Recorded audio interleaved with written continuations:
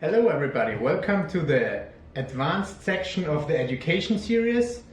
This day's topic is insulin, the advanced usage of insulin. And like Jordan already said in his brilliant video about insulin, the things we're discussing here, it's definitely not an advice you should do. We just share our knowledge.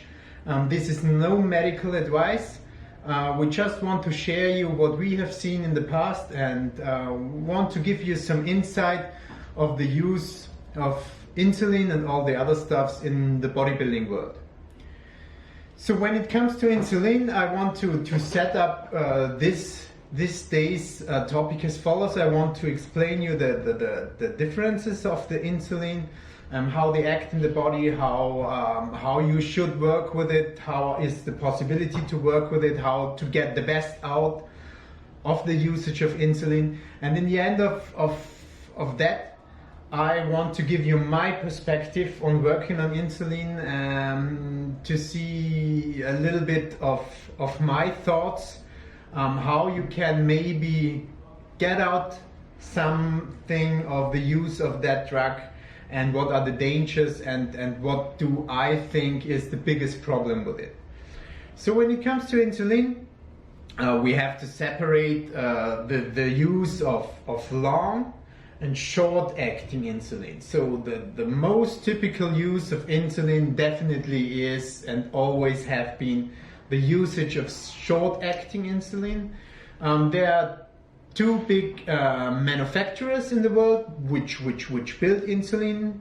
It's Novo Nordisk and it's Eli Lilly. Those are for sure the biggest manufacturers of insulin, and both have their own super short product. It's insulin aspart. It's the insulin aspart and the insulin lispro. So it's Humalog and it's Novorapid, which are the two biggest brands in short-acting insulin.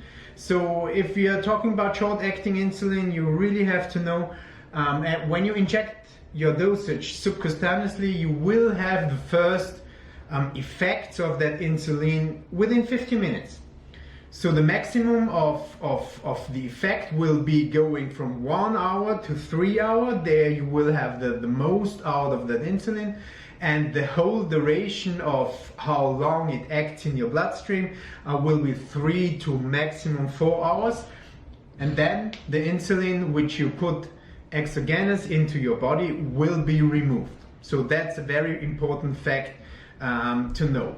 The second big group of insulins which especially play a role in the treatment of diabetic are the long-acting insulins, and the most common long-acting insulin these days now for sure is Lantus. It stays in your body and has an effect on your body up to 30 hours. Insulin Lantus has one reason why it's the most common insulin, which is also used in the base treatment in diabetic, also as in bodybuilding, due to the building up of the molecule of the medication. It will save you for going into a real hypoglycemic state. So insulin Lantus is concerning that point a quite safe insulin. When it comes to the medical use of insulin or the treatment of insulin, most of the insulin treatments are built up that way, that you have a base insulin like Lantus, and you're giving a bolus. In German it's called bolus. I don't know exactly if it's the same word in English too. So for example, you're doing your base insulin in the morning, which brings you perfectly over the day, and if you eat any sweets or more sugar, you are measuring your blood sugar and you are adding a slow-acting insulin too. In bodybuilding, that's for me a little bit different. So when it comes to insulin, we we always have to take a closer look on the insulin, what's the most beneficial thing which insulin has. So the most beneficial thing of insulin is definitely the storage of the nutrients in the cell. It will, with the addition of insulin, which you don't have to forget, you always have, if you're not diabetic, when you're healthy people, you always have insulin in your body, and you're producing, usually if you're healthy, exactly that amount of insulin you need for all that processes. So insulin put amino acids, carbohydrates and fat into your cells, so it's absolutely highly anabolic. So maybe it's the most anabolic thing or quite sure it's the most anabolic thing we have on the earth, because it's putting all the nutrients into your body, exactly into the cells, so you will recover faster and your building process will be faster. The second thing, which is an important factor, is it's because of that it's also strong anti-catabolic, because all of the substances are pushed into the cells.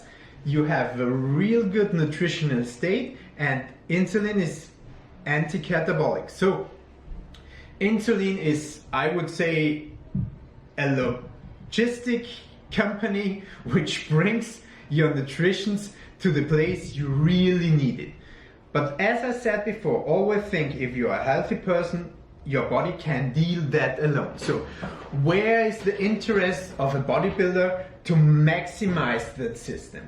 We have times in our daily routine, especially around the training, where it is very important to bring nutrition fast and effective into the cells. So if we take the time of a workout, there's the time where we can put the most nutrition into the cell, because the body wants to grow, the body wants to recover, and we can bring the body into a very anabolic state.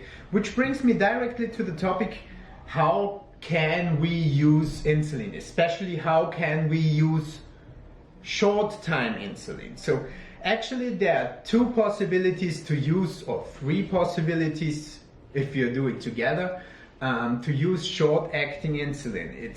We want to have the nutrition in the cells around and put it into the cells around our workout. So the first option of insulin usage, which I favor, is pre-workout. For example, a typical insulin protocol would be,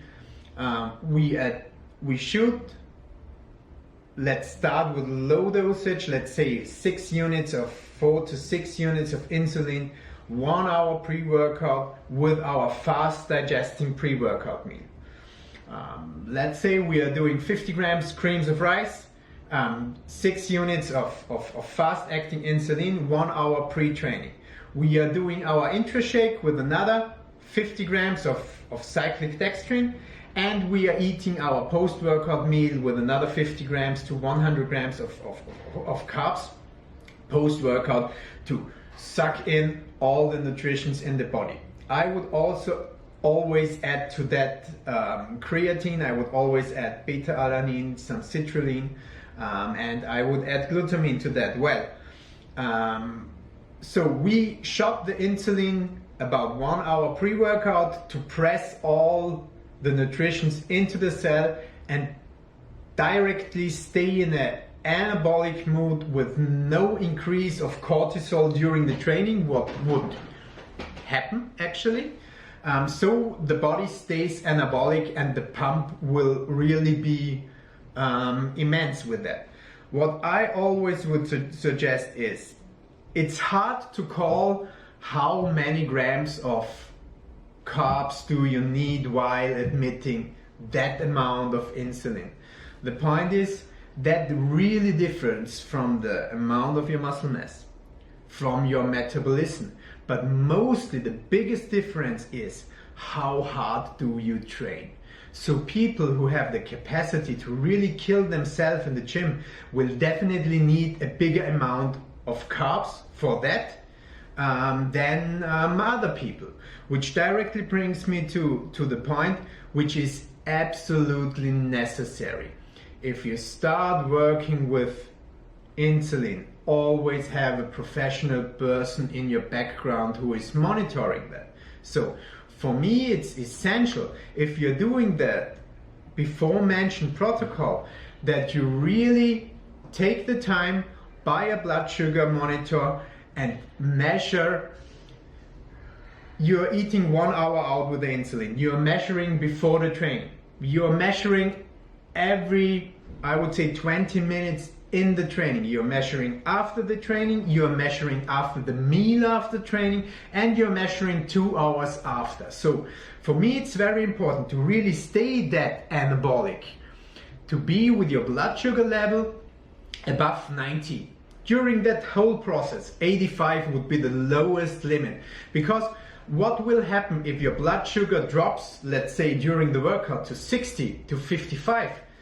The body will have no chance to put out the nutrition from your cells again, to have enough sugar in your bloodstream to have that sugar for the more life important fact that you don't go into the hypoglycemic. That would be a case which wouldn't be dangerous if it would go down to 70 or 75 or 65, for example. But it would stop your anabolic state, and that's something you don't want. In the worst case, the blood sugar would drop lower and you could get hypoglycemic, and actually you could die because of that. So that's a serious topic. Don't work around with insulin if you don't have the knowledge, if you not have the time to measure your blood sugar, and if you don't want to measure your blood sugar. So that would be like driving with the car on the motorway and closing the eyes. That will definitely lead to a crash. So please, out there, be careful. So for me, that's why is that for me the best way, because insulin pre-workout, because it directly brings all the nutritions in the cell in the time we need it most. With the recovery will start more earlier. And another fact is, it will keep your cortisol levels down. So you really will be anabolic all the time, and there's no way you get catabolic. The second time of admitting insulin would be post-workout. So post-workout, if you're not done it post-workout, you're finished your training, you shoot your dosage of insulin, also the same. You would start with 4 to 6 IUs to press in the post-workout nutrition directly and very fast into the bloodstream. So that's the more easier way of using insulin, to do it post-workout, because you not have to go around with a blood monitor and check during the training. You can check after the meal, you admitted the insulin, and after you've ate, and you can check 1 and 2 hours later to really see if you ate enough carbs concerning that. The third option would be the combination of those two, which is also very common, the combination of pre and post-workout. So my suggestion concerning dosages, I've done, and my experience of insulin usage goes back to 2006 with my own person. Yes, I had some more kilograms back then, but also the working with the athletes, which I do since 2007, so there's really a long experience with that, and we have done that a while.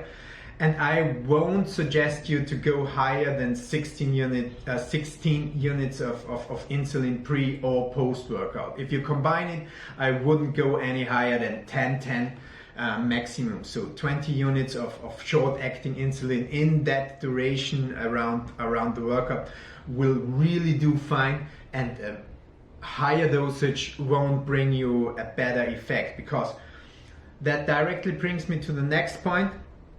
Most of the time, the weakest part in a bodybuilder is his digestion system. So if you are going up with that insulin dosage, you have to be sure that you feed your body with enough carbohydrates. and when you feed your body with that amount of carbohydrates, you have to digest that. So there's another call for me. People with digestive problems, please stay away from insulin. That can be really dangerous. If you have a time lacking digestion, if you digest slowly, the problems which could occur, you can't calculate that. That's also the reason why the combination of fat and carbohydrates around the training can actually make problems. It's not because if you eat fat, you will directly store that into fat. You will use that in the muscle cell and burn it if your caloric balance is right. So the myth that eating fat while using insulin will directly lead you to gain fat, that's not right. In the end of the day, always the caloric balance will be the most important factor. But the point why I don't want to use fat around the workouts or around using insulin is fast-acting insulin. It will slow down your digestion. And that's something you don't want, because you won't be able to calculate that process concerning the digestion carbohydrates while using the insulin. So you want fast digestion as fast as possible to really have all that effects of the insulin and getting the nutrients into the bloodstream and into the cells, what actually is the thing you need to do. So concerning short-acting insulin and the usage of that, that's the most important facts I want to tell you. Measure your blood sugar in a really good frequency around the training. Also take a look if you won't need as many carbs in your push day as in your leg day if you're really going to kill yourself during that workout. So always have also a look on the intensity of the training and the different days in your routine, and really try to have a good look concerning the need of the amount of the carbohydrates. Because if you always eat too much carbohydrates, you will be safe, but you will get too fat for sure, because your caloric balance won't be the right. So it's really a tricky process to really give that the most out of it. When we come to the second group, the long-acting insulins, which directly are admitted in the morning, I would say in the dosage of about 20 EUs, and the use of Lantus, that will keep your insulin levels high over the day. So from my personal perspective, I don't have any experience concerning long-acting insulin, and I won't use it with my athletes, because unless they are diabetic, because it might be a tool because it's super anabolic and super catabolic, which will bring you a few pounds of muscle mass, but you will sacrifice your insulin sensitivity with that. So if you use it any longer, your insulin sensitivity, the expression of the GLUT4, will directly go down, which will in the end have the problem that you are not that anabolic anymore than you could be. So the usage of long-time insulin for me isn't a good tool for a competitive bodybuilder, but really that's just my perspective of that. The usage of long-acting insulin, especially Lantus, is quite safe, because you can't get that fast hypoglycemic like with the short-acting insulin, due to the buildup of the molecule of the Lantus insulin. But I really wouldn't suggest using it, because I really believe in the insulin sensitivity as one of the most important things a bodybuilder can have to get in shape, to get full on stage, and to build muscle as much as possible. Another important fact concerning long-acting insulin is it really will have its power about 30 minutes. So that's actually quite long then it's in your bloodstream. So you will also have to eat some carbohydrates in your last meal, maybe during the night. That won't be the need if the dosage is low, but definitely in your last meal. So please think about that. So when we come back to the insulin and to the benefits, it really seems like it's the holy grail of bodybuilding, the holy mass builder, because you will gain the mass. It's super anabolic, it's anti-catabolic, it's all what we want. But then comes the problem, especially when it comes to competitive bodybuilding. In my case, my picture of competitive bodybuilding, and like I said before, that's my picture and that's my thought of the thing. And there are different thoughts, and that's fully okay for me. I really think that the proportion, the lines of an athlete are not allowed to sacrifice for mass. So that's just my view of the things. Also muscle quality and muscle density. The graininess of the muscle is a very important, the muscle structure is a very important thing for me. So when it comes to the insulin usage, you will get volume quite fast. The water intake in the cells is much more than without the usage of insulin. The nutrition uptake is much better, which will give you a really nice full plastic look. If we go to the professional world, Jordan said that before as a good example, Dennis James. If you think back to the Dennis James optic a few weeks out of the show, that was incredible. That always was incredible. He was full, his muscles were round, he had so much pressure. But to transport that on the end of the day on the stage, he always failed. He never reached his potential. And I think one of the mistakes is the use of insulin, because there will come the point where you have to drop it out because you won't get that graininess, you won't get that dryness, and then you lose that effect. The second part is your insulin sensitivity is down. So when it comes to the carb up, you're often lacking the problems that athletes who were using long-time insulin won't get that full before the show because they need that big amounts of carbs they can't digest. So what I said before, most of the time the digestion system is the weakest point in the bodybuilder. So respect that. If you are the guy who really can digest like hell, you might be one of the few person who really could benefit from that. But most of the time you won't benefit from that effect because the amount of carbohydrates you need because of the set down insulin sensitivity is that fucking ridiculous high that you won't get that effect to be full and perfectly on stage.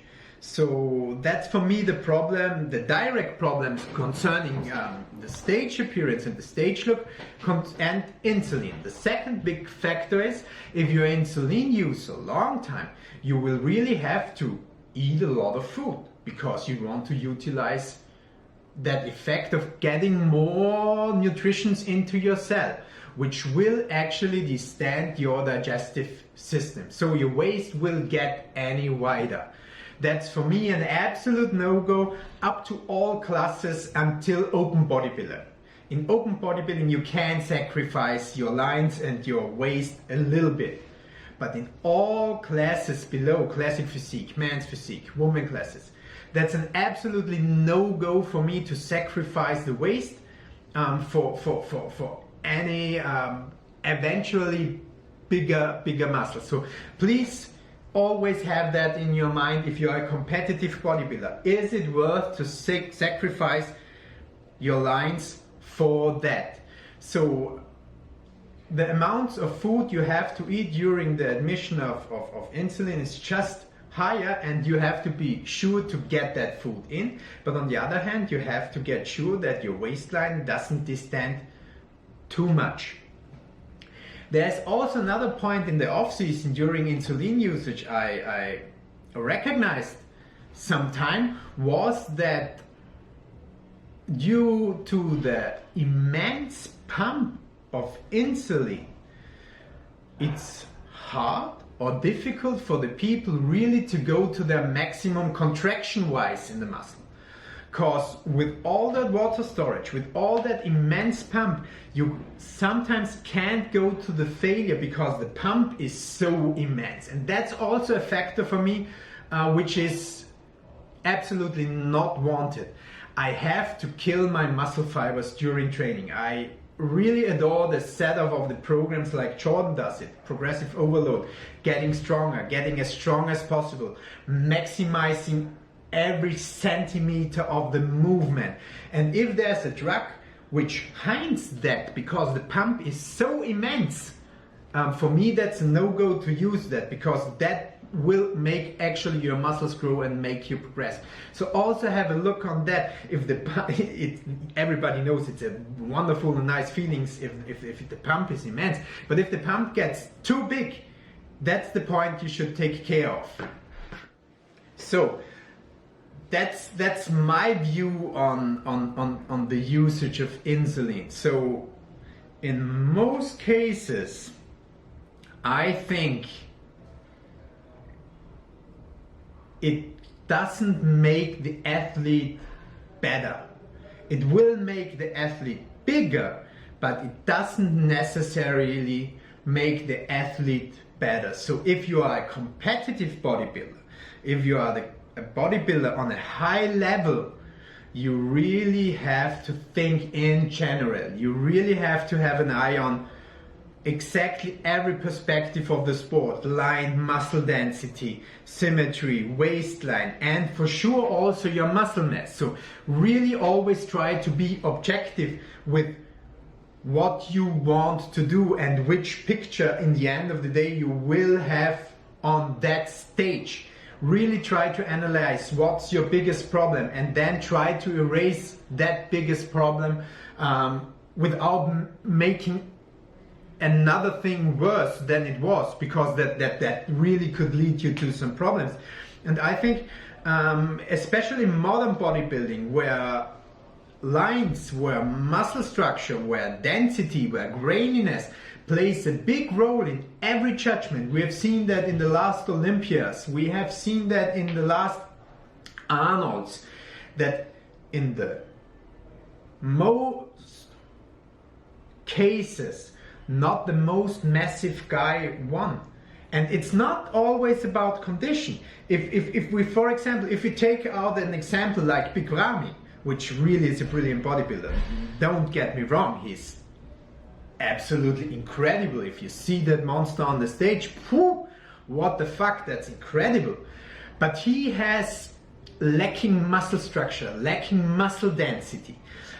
He has super big muscles, super fast growing muscles, but that's not the point which wins shows. And it's not a problem of his condition fat-wise, because he was ripped, he had stripes everywhere, his ass, his lower back, but the density and the quality of the muscle wasn't there at that point. So that's not a point of he is not lean enough. It's the quality and the density of the muscle. And in my perspective, that's one of the biggest problems you deal with long time insulin usage.